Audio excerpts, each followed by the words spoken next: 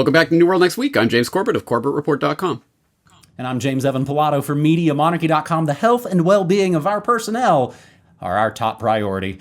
We've got that story plus foreign agent follies, but first, of course, you're thinking of this place all wrong, as if I had the money back in a safe. The money's not here. Silicon Valley Bank collapse sparks bank runs as people wait in lines. Another headline, record bank run drained $42 billion of SVB's deposits in hours, leaving it with negative $1 billion. And of course, inside the legal loophole U.S. regulators use to bail out SVB depositors. So what are we talking about here? Since feels like a lot of people love to look at the trees, James, we generally try and offer a view of the forest instead here on New World Next Week. Prepare for governments to push CBDCs in the wake of the Silicon Valley Bank collapse. We grabbed this from reclaimthenet.org. Over 100 of the world's governments are planning to push central bank digital currencies, CBDCs, and the collapse of Silicon Valley Bank may have given them the perfect opportunity to introduce this nightmarish surveillance technology. The heightened fear of bank runs and the growing calls for more government controls to prevent another Silicon Valley Bank-style event have created space for governments to swoop in and present CBDCs as the solution to the problem that you're reacting to. Prepare for these talking points to probably become pretty prominent as governments ramp up their efforts to push CBDCs. Talking point number one to watch out for, CBDCs will protect you from social media bank runs within days of this failure, and this all pretty much happened over the weekend. It was described as the first social media-fueled bank run in history, and fears about social media disinfo started to be stoked. During an emergency call with high-ranking federal officials, Senator Space Twin himself, Mark Kelly, asked if the officials were reaching out to tech platforms to monitor misinformation and bad actors, and inquired about the possibility of censoring social media posts to avoid a bank run. I think it's because Russia bad. We don't want bad foreign actors. Talking point two, CBDCs will provide financial stability. As SVB collapsed, the prospect of widespread financial contagion loomed. And again, have you ever heard the word contagion talked about finances? I think that's a real interesting part of this, James, the language that they're using. Oh, it's just, viruses and COVID and your money. It's got my money's gotten sick. Companies said they were left unable to pay staff. Large online platforms delayed payments to sellers. Other companies revealed they held significant portions of their cash at SVB. While the U.S. Gov stepped in to guarantee customer deposits, it appears to have averted much of the wider financial collateral damage, although we don't know because it's going to take time for all this to roll out. Don't worry, Brandon said he's vowed to reduce the risks of this happening again. If you give us more power, we'll totally protect you for the next time. Talking point three, CBDC should be used for customer deposit protection. Many governments have already cited making direct payments to citizens as one of the main cases for CBDCs. If more banks fail, expect more governments to start increasingly focusing on CBDCs as a solution for affected customers. During the last major crisis, no, not Ukraine, the COVID scamdemic, governments leveraged uncertainty and the fear of the virus to push dystopian surveillance technology such as contact tracing, vaccine passports, and of course digital ID. These things are all intricately connected. Expect them to use the same playbook while pushing CBDCs. Governments likely to use talking points that of course tap into people's fear of losing money during times of economic turbulence and use of course false promises of safety and stability to lure citizens into the CBD system. Do not be fooled. Government's already made it clear. They plan to strip users of their financial freedom and privacy, if you think you're going to drive your truck in some weird way in Canada, by imposing CBDC spending limits and controls and, of course, removing pesky anonymity. Reject every shred of this. Put, James, I think a little more bluntly, and actually you are linked up in this article, by Mark Crispin Miller. With big banks going under, CBDCs can't be far behind, and if we don't stop them, lockdown will be total and eternal for all of us. Once the economy's melted down, CBDCs will be proffered as the only way we can get back to normal. A cure that'll be about as catastrophic as those vaccines were. Now, James, is it a coincidence that the same banksters, gangsters, tiny hats, and petas and warmongers that demolished the economy in 2008 Are the same exact people back here doing it again 15 years later? No, it isn't a coincidence. But why stop at 2008? As real conspiracy realists will know, this isn't 2008 Redux. This is 1907 Redux. More on which in a moment.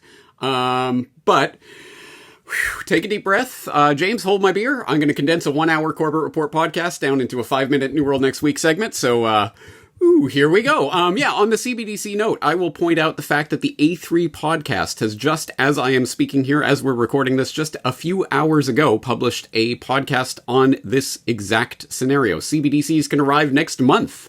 Are you ready? And he lays out point by point how the bank run Contagion can spread in a way that will then be used to proffer that prearranged solution. It's worth checking out. I'll include it in the links in the show notes.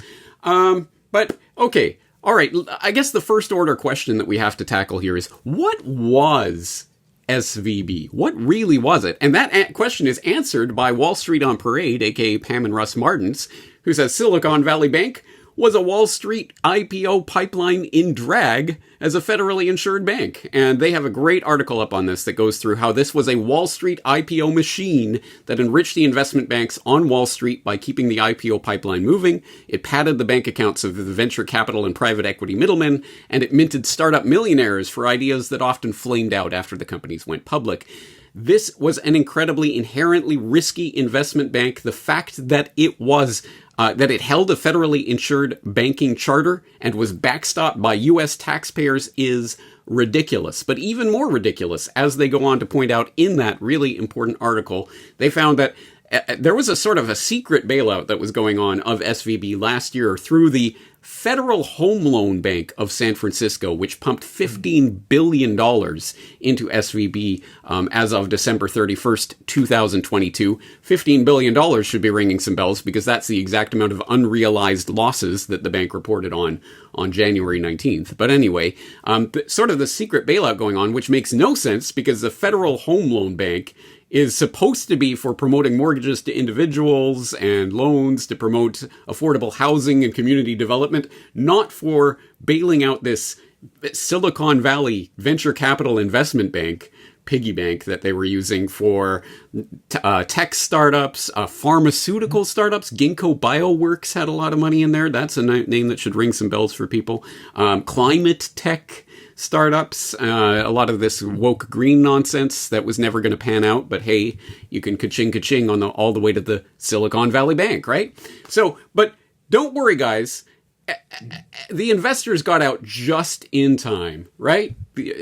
What investors? Oh, like Peter Thiel, of course, as people probably know by now, but also, as the broken clock that's right twice a year at The Intercept will tell us, Gavin Newsom. Yes, cheering Silicon Valley Bank bailout, Gavin Newsom doesn't mention he's a client.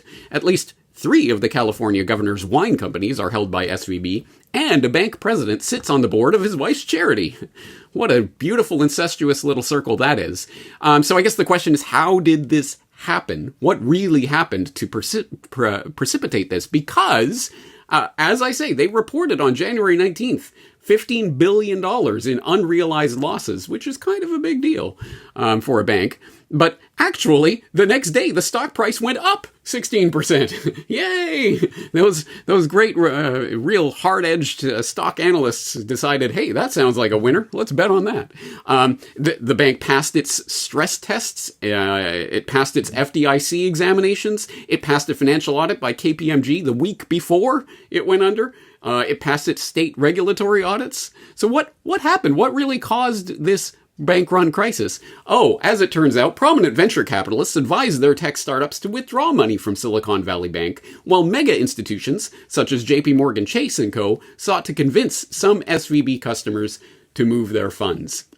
So you have this double whammy of people saying, hey, get out of this bank, they're going under, and JP Morgan and others going, hey, come over here.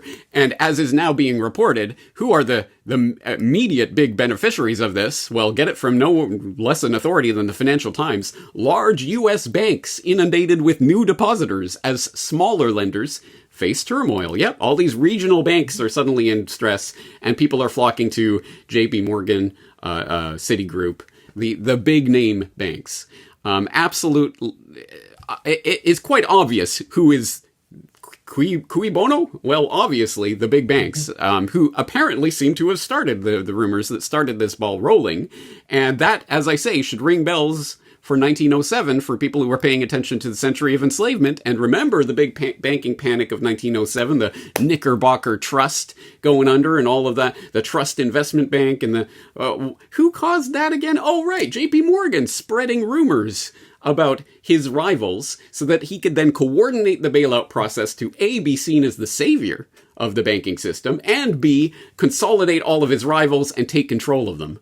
Hey, ka-ching for J.P. Morgan in the panic of 1907 that led to the Federal Reserve. So will the panic of 2023 lead to the CBDC of the future? Remains to be seen, but my magic 8-ball is all signs are pointing to yes on that one.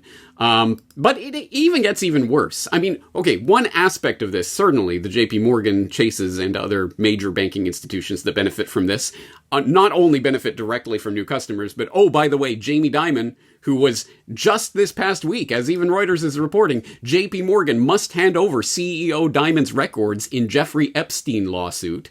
Oh, what were you doing with Epstein around 2015 to 2019? You hand over your records. That might have been a big story in the financial banking world if this SVB thing didn't start and then the contagion spread to Credit Suisse, as we're starting to see right now, right? But it gets even worse because, as Sovereign Research points out, if SVB is insolvent, so is everyone else. If SVB failed due to losses in its portfolio of government bonds, because that's where it was trying to park all of its excess cash deposits that it was flush with, but oh my God, the Fed is raising rates. Who could have imagined that? Then pretty much every other institution is at risk too. Wells Fargo, for example, recently reported $50 billion. That's a lot larger than the $15 billion that SVB was reporting on January 19th in unrealized losses on its bond portfolio. The FDIC estimates unrealized losses among U.S. banks at roughly $650 billion, which is about the same size as the subprime losses in 2008. But here's the kicker. The FDIC runs a special fund called the Deposit Insurance Fund, or the DIF, to insure customer deposits at banks, including across the U.S., including SBV. But the DIF's balance right now is only around $128 billion versus that $650 billion of unrealized losses that they're talking about right now. But here's where it gets really crazy. Where does the DIF invest that $128 billion? In U.S. government bonds. The same bonds that, because they were tanking because of the rising interest rates, caused the SVB crisis in the first place. So don't forget who is the bottom layer of this scam. It's the Fed and what it has been doing. This has been pointed out by a lot of different writers recently. For example, Activist Post has a post up, Treasuries, risk-free or risk unlimited? And Reason.com has how the Fed broke Silicon Valley Bank. So don't forget who caused and engineered this crisis. Yes, the JP Morgans and the Jamie Dimons and others of the world, certainly. But the Fed is the bottom layer of this scam, and it is leading us into the CBDC nightmare. But I'll stop and take a breath, James, while you hand the reins back to you. Many moons ago, and it was just before the Bush-Obama bankster bailout of 2008. Again, Obama was even, Goldman Sachs. Again, all these same exact players. I believe it was the FDIC and JP Morgan that basically colluded to cause a bank run and collapse on Washington Mutual, the late great bank up in the Pacific Northwest that I was a member of at the time. That's why it kind of stuck with me. James, I wonder if Pelosi maybe tipped the folks off that they should probably pull their money out of there. So I was quoting, and of course, media mavens would have recognized me quoting It's a Wonderful Life at the beginning of the episode. I will include a link to Corbett Report episode 170, The Coming Anastrophe. That would be the opposite of catastrophe, a little bit of good news injection into this look. But as Mark Crispin Miller also notes in that article, what have Noam Chomsky and Naomi Klein and Michael Moore, what have they said about CBDCs? Oh, it's crickets. Delicious crickets. Also, Sam Bankman Fraud could not be reached for comment. Oh, damn, girl. The Russianoia don't stop. Our second story on this New World Next Week, episode 512. Georgia drops foreign agents law after massive protests. Grabbing this from the Associated Press. Georgia's parliament voted Friday to drop a foreign agent registration bill after the legislation, which opponents warned would be used to stifle dissent and curtail media freedoms, prompted tens of thousands of protesters to swarm the Capitol this week. Oh my God, it was like an insurrection. Lawmakers voted 35-1 against the bill during a session that lasted 4 minutes and featured zero discussion. The vote came less than a day after Georgia's ruling party, Georgian Dream, James, that sounds like some sort of cannabis strain, Georgian Dream said it would withdraw the legislation. The proposed law would have required media and non-governmental organizations, NGOs, that receive more than 20% of their funding from foreign sources to register as agents of foreign influence. Critics argued that if enacted, the law could hinder Georgia's aspirations of one day joining NATO and the European Union. Protesters in Tbilisi said the bill was inspired by a similar law in Russia that's been used to silence critics. They rallied outside the Parliament building despite being met with, of course, tear gas and water cannons. The bill's authors claimed it was modeled on the U.S. Foreign Agents Registration Act of 1938. The U.S. law enacted 80 years ago to expose Nazi propaganda that their banks funded requires people to disclose when they lobby in the U.S. on behalf of foreign governments or political entities. James, we've talked about 1907, 1938. I feel pretty proud that every episode of New World Next Week is just jam-packed as I think, a historical lesson, because I didn't pay as much attention in school, so I have to do this now. Politicians, James, from Georgian Dream, nonetheless, immediately began to back away from the bill Wednesday evening, and Thursday's discussion of the proposal was canceled. Protests continued Thursday night into Friday morning, and those gathered saying they wanted to ensure the bill was abandoned and to secure the release of more than 100 protesters who were arrested earlier. The Georgian Interior Ministry reported Friday that it had freed all 133 people who were detained at mass rallies outside Parliament on Tuesday and Wednesday. It said alleged instances of violence at the demonstrations were still under investigation. One from Barron's, a related. Ukraine denies accusations of meddling in Georgia protests, but former sketch comedian Voldemort wished democratic success to the protesters, taking a break from appearing at every American award show. And the one from Mint Press News, good one. Dare call it a coup? CIA front threatens color revolution in Georgia. There's Soros and there is fiery ginger demon. I was like, oh God, there's Samantha Power. You better do what she says. War criminal Samantha Power receives War Criminal Award from War Criminal Kissinger, June 6, 2016, on Your Morning Monarchy. Flaming violent protests from the Peace Party. Where have I heard that one before, James? Right, yeah. Don't worry, the fiery protests were mostly peaceful, I'm sure.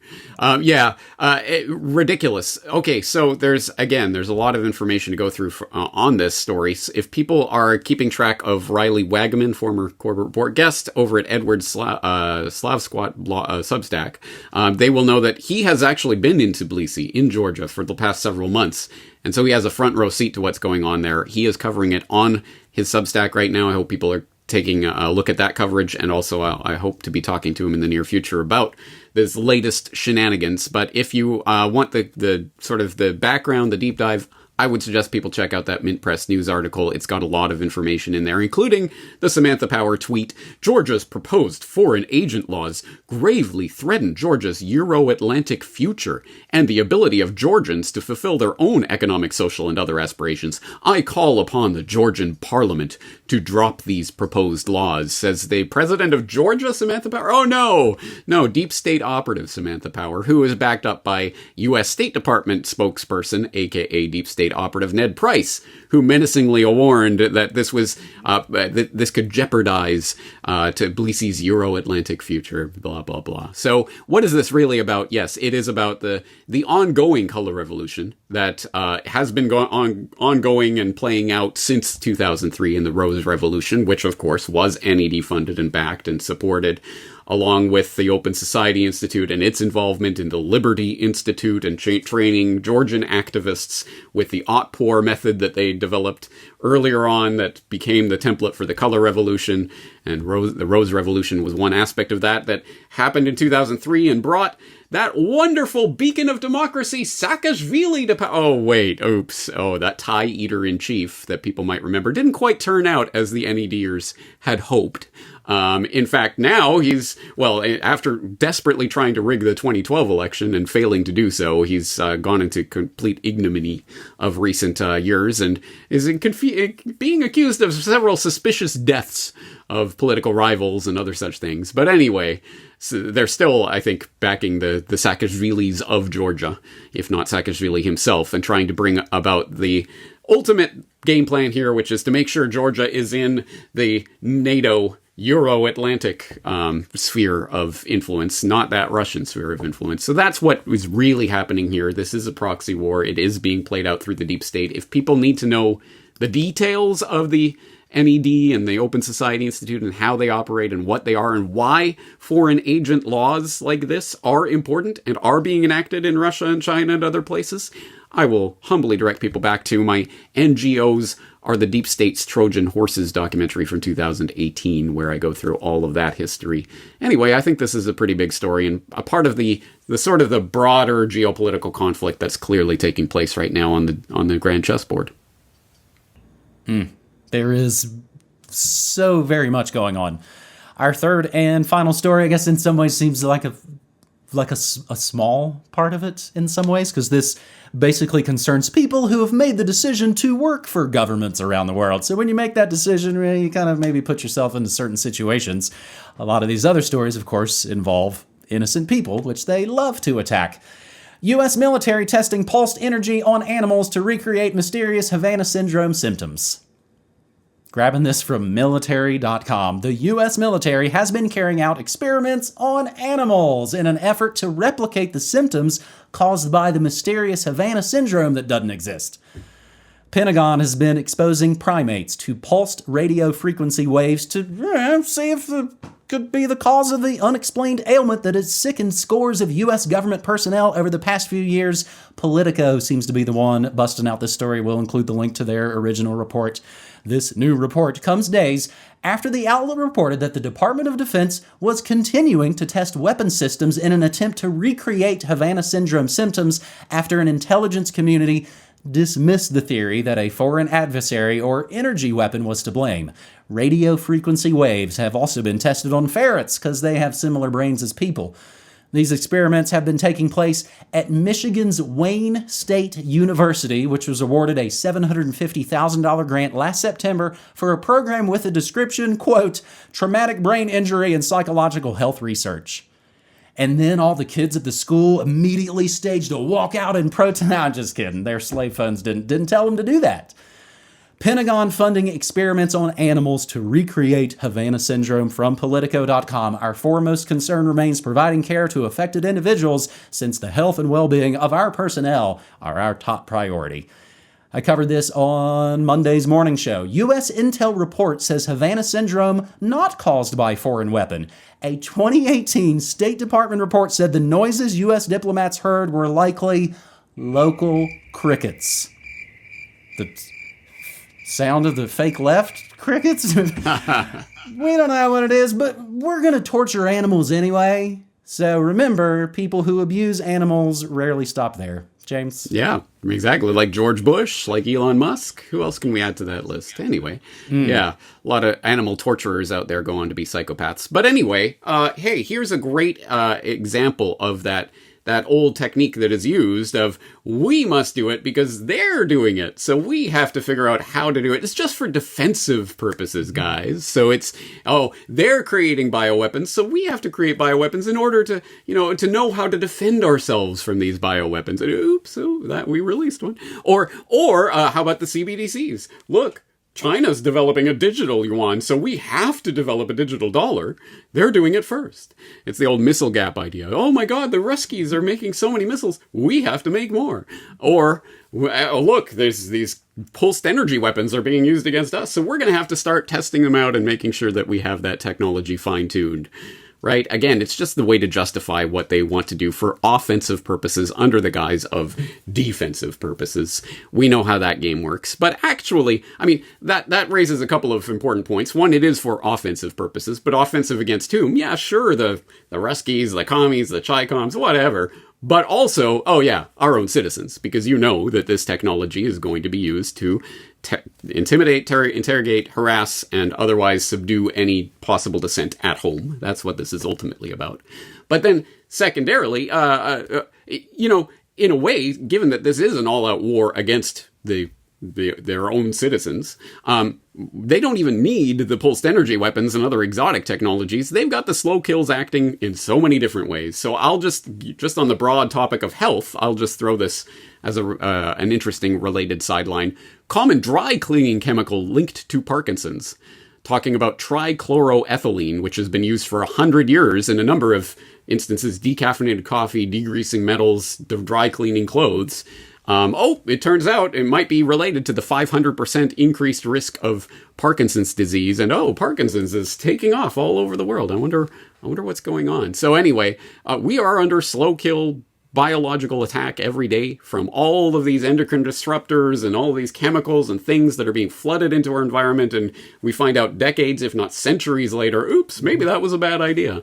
And let's add pulsed energy weapons and whatever exotic technologies they're working on to that list. It is an all-out war on us. James, you remind me of a story I briefly mentioned on this morning's Morning Monarchy.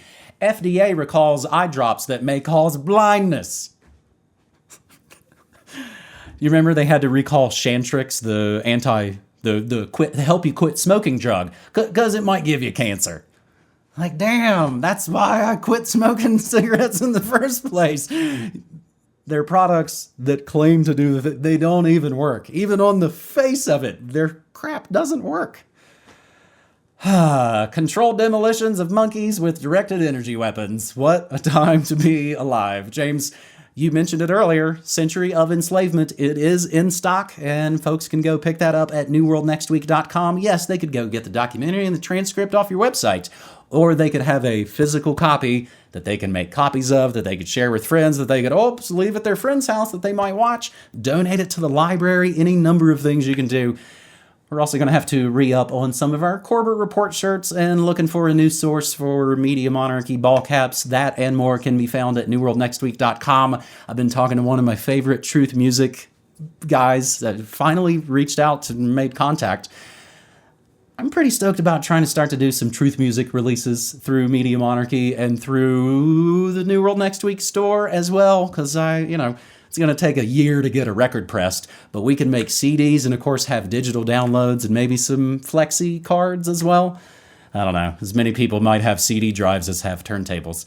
Also, check out my radio station at Media Monarchy. I stream Monday through Friday, 9 to 5 Mountain Time. James, that is New World Next Week, episode 512. Awesome. Well, very excited about the possibility of a new truth music label coming in the future. I will keep my eyes on that. I hope people are keeping their eyes on MediaMonarchy.com. James, thanks for the stories. Let's do it again real soon. Thanks so much, buddy. Take care.